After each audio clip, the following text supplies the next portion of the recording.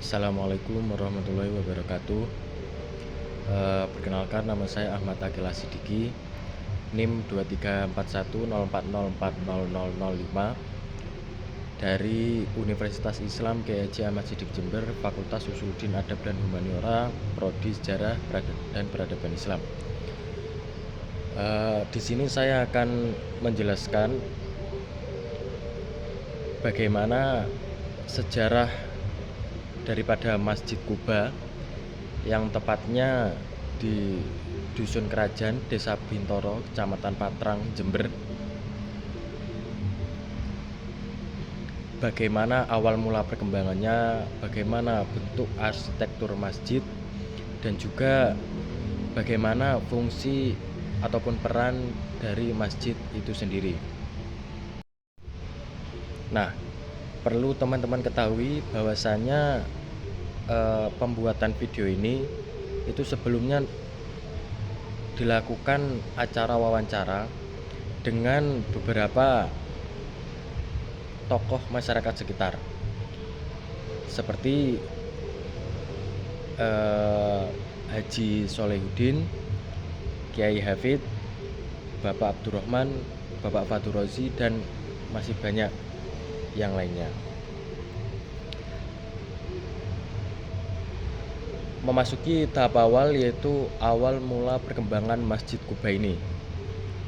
Untuk Masjid Kuba ini awal dibangun yaitu pada tahun 1920, yang dimana pendiri sekaligus pencetus daripada masjid ini yaitu Kiai Haji Marzuki, selaku tokoh daripada di Desa Bintoro ini. Pada awalnya masyarakat Bintoro itu sudah mengenal Islam pada tahun segitu. Tapi untuk tokoh ataupun orang yang paham terhadap ilmu agama itu masih sedikit dan jarang. Lantas Kiai Haji Muhammad Siddiq selaku Kiai besar dari Jember itu mengutus Kiai Haji Marzuki untuk menyebarkan ilmu agama di Desa Bintoro ini. Lantas pada tahun 1920 Kiai Haji Marzuki pindah tempat ke daerah Bintoro ini, dan kemudian beliau mengajarkan ilmu agama. Nah, salah satu cara beliau mengajarkan ilmu agama adalah dengan membangun musola, yang dimana musola ini merupakan pondasi awal daripada pembangunan Masjid Kuba. Pembangunan musola ini mendapatkan respon positif daripada masyarakat sekitar. Nah, lantas karena banyaknya antusias ataupun banyaknya masyarakat yang ingin belajar agama terhadap beliau, yaitu Kiai Haji Marzuki, pada waktu itu musola kurang memadai ataupun tidak bisa menampung seluruh masyarakat yang hadir ataupun yang ingin belajar agama. Lantas dengan inisiatif beliau, Kiai Haji Marzuki, yang awalnya tadi itu musola, kemudian dirombak ataupun dibangun kembali masjid. Nah, seperti itu. Pada mulanya masjid ini memiliki arsitektur ataupun bangunan yang sederhana, namun memiliki tempat yang luas. Kemudian pada tahun 1995 masjid ini direnovasi kembali hingga seperti ini.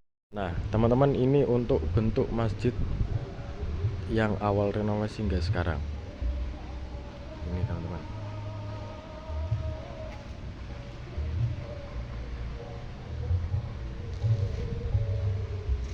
Itu merupakan sejarah singkat daripada awal pembangunan Masjid Kuba di Bintoro.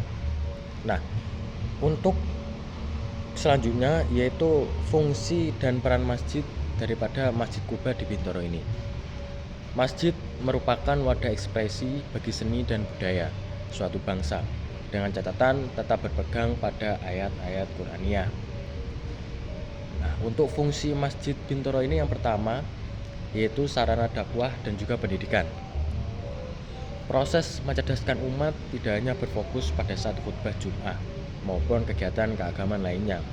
Acara dialog interaktif yang dikemas dalam kegiatan seminar, pengajian, motivasi, dan berbagai acara lainnya dapat dijadikan referensi kegiatan yang berlabel dunia akhirat. Nah, untuk fungsi masjid yang pertama, ditinjau dari sejarahnya, itu masjid ini itu merupakan sarana dakwah dan juga pendidikan. Itu Kiai Marzuki itu mengajarkan ilmu agama itu di sini bersama dengan masyarakat yang lain. Kemudian fungsi selanjutnya yaitu pengembangan moral dan sosial. Masjid dan kehidupan sosial memiliki perumpamaan seperti dua sisi koin yang berbeda, di mana masjid merupakan tempat bertemu, bertegur sapa, berdialog, baik antara kelompok maupun perorangan. Seperti itu, teman. Kemudian fungsi yang paling utama daripada masjid ini adalah merupakan sebagai tempat ibadah dan juga berlangsungnya sholat Jumat pada hari Jumat. Nah, dan yang terakhir yaitu merupakan bentuk arsitektur masjid. Untuk bentuk arsitektur masjid sekarang ini karena sudah pernah direnovasi pada tahun 1995, jadi masjid ini kesannya lebih modern, teman-teman. Seperti kita lihat bahwasanya bangunan masjid ini lebih cenderung ke persegi itu. Nah, untuk pintu depannya terletak di bagian ini. Dan masjid ini ditandai dengan adanya kubah yang besar di atas. Dan hal inilah yang memicu mengapa masjid ini dinamakan dengan Masjid Kuba. Gitu.